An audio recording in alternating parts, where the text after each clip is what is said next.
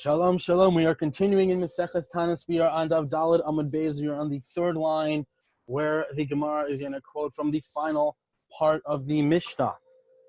And we go and we jump right into it. Rabbi Yehuda says, however, lifnei hateva, that the person who goes in front of the ark, the chazin, the person who's davening for the Amud in shul, the chulei, etc. Now the Mishnah goes on to say, however, lifnei hateva b'yom tov achron shel chag, the chazan who goes up on the final day of Sukkot, ha'achron maskir harishon eno maskir. The Musaf chazan says Mashiv Ruach Mar Geshem, but the Shacharis chazan does not. B'yom tov harishon shel Pesach, but on the first day of Pesach, harishon maskir, the Shacharis chazan says Mashiv Ruach Mar Geshem, the ha'achron eno maskir. The Musaf chazan does not mention anymore. So said in very simple terms, we say Mashiv Haruach Hamor Geshem from Musaf of Sukkot until Shachris of Pesach. And then from Musaf of Pesach until Shachris of Sukkot, we don't say it anymore. That's when the dry season versus the rainy season happens according to the Jewish Shmoneh Esrei, the Jewish prayer system, the Siddur. So now the Gemara is going to analyze this with a seeming contradiction from another Brisa. V'raminu. They raise the contradiction. Ad masai shalom nezek hashamim. How long do we ask for rain? And whenever the Gemara says asking for rain, it means the same talu matar. Mashav Baruch Hamar Geshem is added into the beginning of Shmoneh Esrei Atagibor, and the same talu matar is added into the middle of Shmoneh Esrei in the bracha of Barech Aleinu. So how long do we ask for rain? Rabbi Yehuda says, Ad Ya'avor Pesach, until the end of Pesach. And Rabbi Meir Omer, Ad Ya'avor Nisan, until Nisan ends.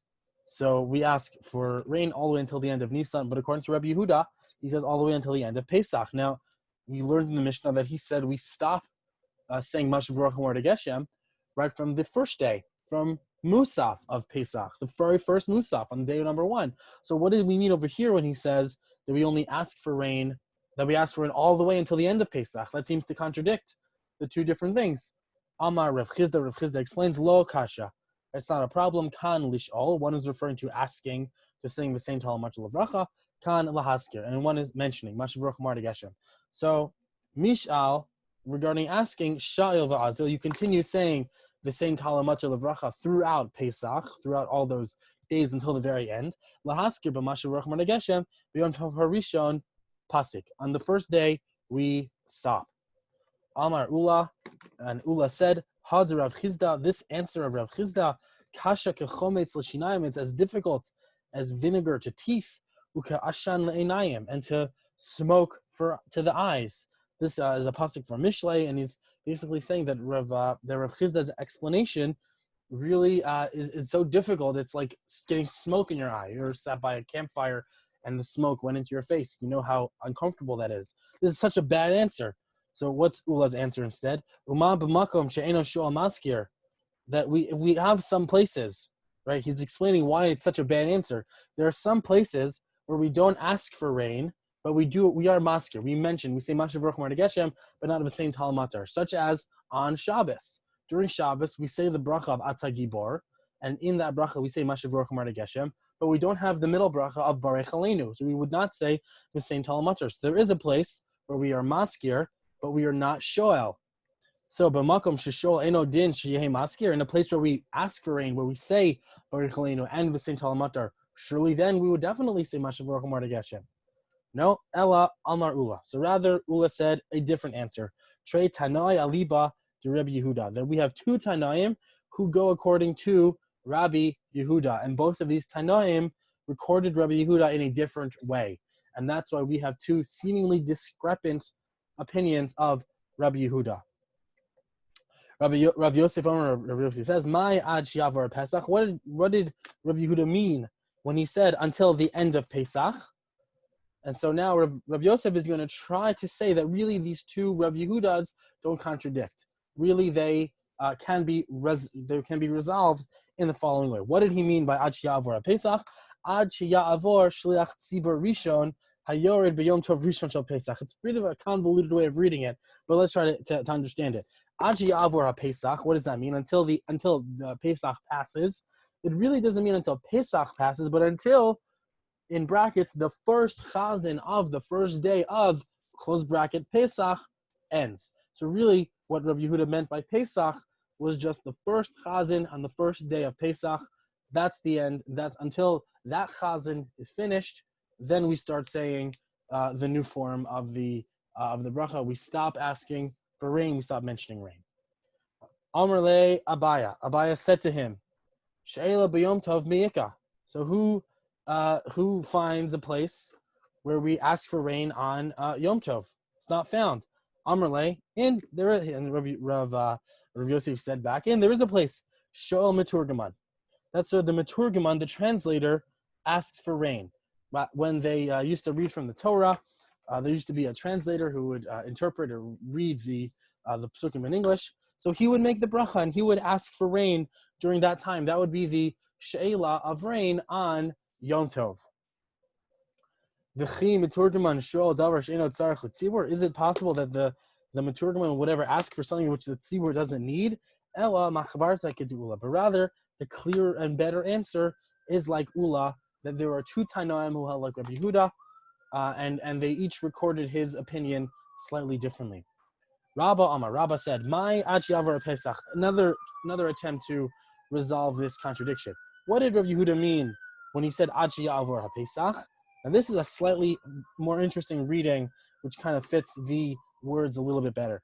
Achiavar Zman Shchitas HaPesach, until the time of the slaughtering of the Korban Pesach finishes. So that kind of fits the words better, because the word Pesach, we were reading it as the Yantif of Pesach. But Rabba is telling us, no, it's not the Yantif of Pesach, it's the Korban Pesach. Achi Ya'avor HaPesach. Until the Korban Pesach passes, that's when we start to change the type of bracha that we say. That does fit the words a lot better than what Rav Yosef was trying to say. Uketchilaso kein sofo. And just like at the beginning of the rainy season, we do the same thing towards the end of the rainy season. Matchilaso maskir. Just like at the beginning, one mentions rain, even though afal pi she'enu shoel, even though we don't ask for rain. Afsofo, even at the end, maskir afal pi she'enu shoel. We mention rain even though we don't ask for rain. So we end up asking for rain, or rather mentioning rain, even after we stop asking for rain, and even before we start asking for rain. So that is Rabba's resolution. Amrli Abaya said to him, again, Abaya is raising all the problems over here. Bishlama tchilasa maskir. I understand why you would mention rain at the beginning before you start asking for rain. Haskara nami ritzui she'elahi. Because this haskara, this mentioning, is like the introduction to asking for rain, to making the request. Before we make requests, normally, generally speaking, we start off by saying nice words and appeasement and mentioning rain. Oh God, you're so great, you give us rain. And then we would go into asking. So mentioning before asking, that makes sense. Elasofo, but at the end, my ritzui she'eleka.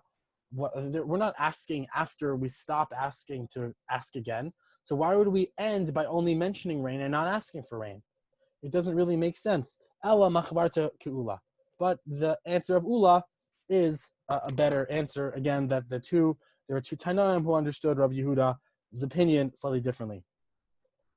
Amar Rav Asi, Amar Rav Yochanan. Rav Asi said in the name of Rav Yochanan, Halacha ki Rabbi Yehuda. The halacha is like Rabbi Yehuda. Amrli Rav Zer Rav Asi. Rav Zer said to Rav Asi, Mi Amar Rabbi Yochanan Hachi. Did Rabbi Yochanan really say this? But now we learned in a brisa, Bishlosha b'Mar Cheshvan, on the 3rd of Mar Cheshvan, of the month of Cheshvan, Shal Nesagashomim. That's when we start asking for rain. Rabban Gamliel says, B'Shiva bo, only on the 7th of Mar Cheshvan. V'Amar Rav Elazar, and Rav Elazar says, Halacha K'Rabban Gamliel. That the halacha is like Rabban Gamliel. That we start asking for rain on the 7th of Cheshvan, and not at the beginning of Sukkot or at the end of Sukkot. So what's the deal over here? So so Asi said to him, Gavra Karamis, are you bringing a contradiction from one person and another? I said Rabbi Yochanan said the halacha is a certain way. So you're coming as a contradiction saying Rabbi Elazar said the halacha is like another way. What does that prove anything? I'm giving you Rabbi Yochanan's opinion. Don't quote to me another Rav's opinion and tell me that contradicts my Rav's opinion. I follow my Rav, you follow your Rav. but that doesn't contradict what my Rav is saying. So if you want, you can say lo kasha. There's no problem. Kan lishol. The one case refers to asking for rain. Kan lahaskir. One refers to mentioning rain. The Amar Rav Yochanan, but Rav Yochanan said, "B'makom sheshol maskir." In a place where when you ask for rain, there you mention rain. Hahu lavsaka. That's referring to ending, to stopping the asking, that you stop at the same time. But regarding the beginning, when you start to mention rain or to ask for rain, we used to say that Rabbi Yochanan would hold that they have to be at the same time.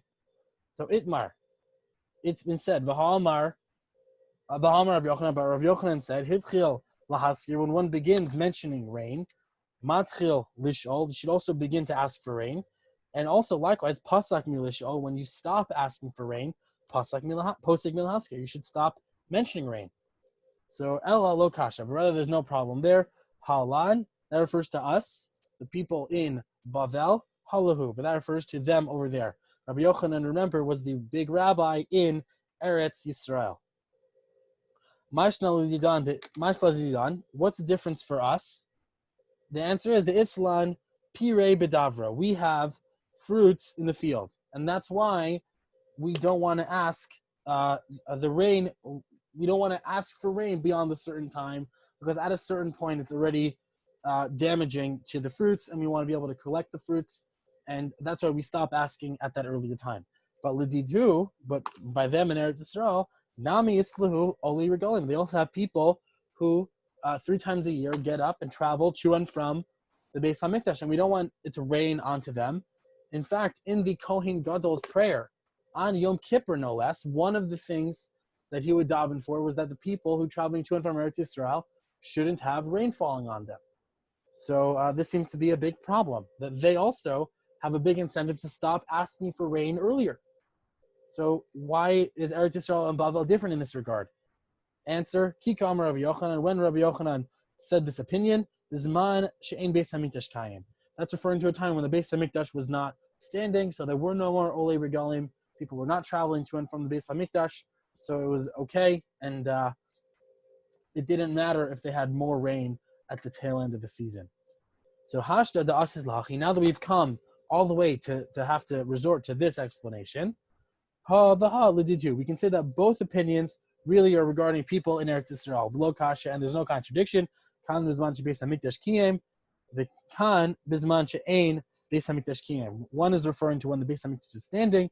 The other is when the Beis Hamikdash is not standing. Va'anan de Islan Shrei Yom, and we in Bavel, who have 2 days of Yom Tov, Heichi Avdinan, what should we do?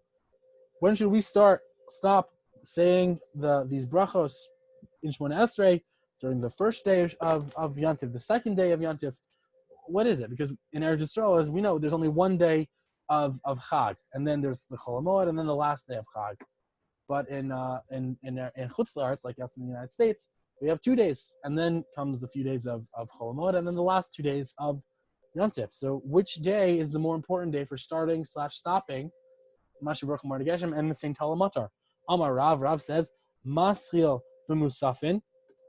He starts with the musaf of the first of the days, uposek, and then he stops the mincha, arvis, v'shachris. He does not say on the second day of mincha, mariv, or shachris, the choser b'musafin. And then on the second day, musaf, he returns to whatever he was saying initially, either continuing with Mashiach Baruch Hu Geshem or continuing to not say Mashiach Baruch Hu Geshem, but that's how we do it. Do it during Musaf, skip Mincha, Mariv, Shachris, then go revert back to Musaf, and then continue from that point with the new form of Shmona Esrei. Amar Lohu Shmuel. Shmuel said to them, Puku va'amru leil Abba. Go and tell this to Abba, to the master, meaning Rav. Achar sha'asitu kodesh ta'aseu chol. Is it possible that once you've made something holy, you can make it a chol? You can make it a weekday? No, you can't. Once you start something, you have to continue with it. Ela Amar Shmuel. So Shmuel said the following: Matchil b'musafin uvemincha. We begin saying Mashiach Baruch Hu Geshem by musaf, and then we continue saying it by mincha, because that's all part of the same halachic day. you say Mincha and Musaf and Shachris all in one day, and already Mariv is the next halachic day. Uposek, and then you stop Arvis or Shachris. You end for Mariv and Shachris. V'chodzer Matzcha b'Musafin, and then you continue with Musaf. And that's the way Shmuel explains this halacha. It's a few more lines. Rava Amar, and Rava says, Kivan shehitzchil shuv eno posek. Once you've begun saying the new type of Shemona Esrei, you don't stop at that point. You keep going in the same way. The Chen Amar of Sheshes, that's what Rav Sheshes said. Kivan shehitzchil, once you've begun a certain way, shuv eno posek. You don't stop after that point. The Af Rav Hadarbe, and even Rav went back to this opinion. The Amar Rav Chananel Amar Rav, the Rav Chananel said in the name of Rav, Mona Esrim Ve'achad Yom, a person should count 21 days after Rosh Hashanah, which would get him all the way down to Shmini Atzeres. Kederach Shemona Esrei, Kederach Shemona Asara Yom, Yamim, Men Rosh Hashanah Ad Yom HaKippurim, in the same way that we count 10 days between Rosh Hashanah and until Yom Kippur, Umatchil, and then you begin Mashav Roch Mordor Geshem, the Kivan Shehitzchil Shuv Eno Posek. And once you begin, then we don't stop after that point. And this is the following halacha, the final line, the ruling, Kivan Shehitzchil Shuv Eno Posek. Once we begin, we do not stop that way of saying Shemona Esrei for the rest of the time. This is the actual halacha. It's brought down in the Rambam, in Hilchos Tefillah, Parak Beis Halacha Tezvav, also brought down in the Shulchan Aruch and a few other places. But that is the halacha. Once we start saying Shemona Esrei a certain way, we don't go back until 6 months later when we reach the next Chag, Pesach, or back to Sukkot, Pesach to Sukkot, and we were pretty consistent with it, so it's a lot less complicated. It's just once you start, just keep going, keep saying it throughout the rest of the season. Okay, I hope that was clear, and tomorrow we will continue with the next Mishnah in Masechet Taanis. Hope you all have a wonderful, wonderful day.